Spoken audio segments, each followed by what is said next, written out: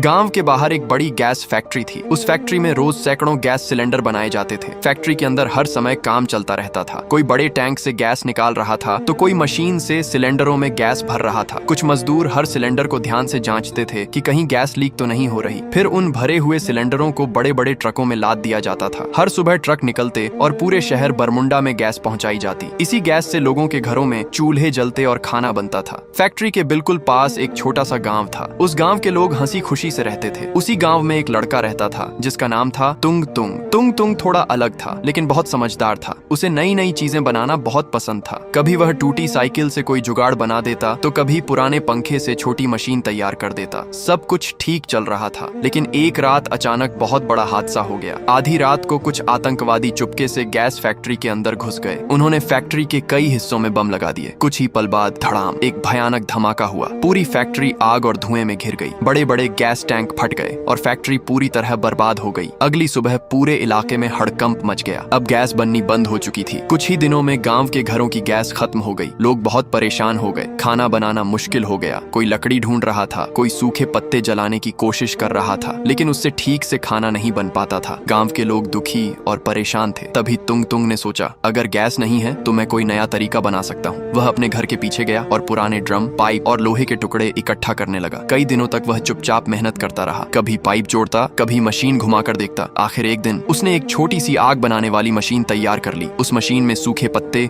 भूसा और कचरा डालते ही मशीन के अंदर से तेज और लगातार आग निकलने लगी। अब उस आग पर आराम से खाना पकाया जा सकता था। तुंग तुंग ने वह मशीन पूरे गांव को दिखाया। गांव वाले हैरान रह गए। अब बिना गैस के भी उनके घरों में चूल्हे जलने लगे। कुछ ही दिनों में तुंग तुंग ने ऐसी कई मशीनें बना दी। पूरा गांव खुश हो गया। लोग तुंग तुंग की खूब तारीफ करने लगे। उस दिन के बाद गांव में एक बात सबकी जुबान पर थी, समस्या कितनी भी बड़ी क्यों न हो, अगर दिमाग और हिम्मत हो तो उसका हल जरूर निकल जाता है।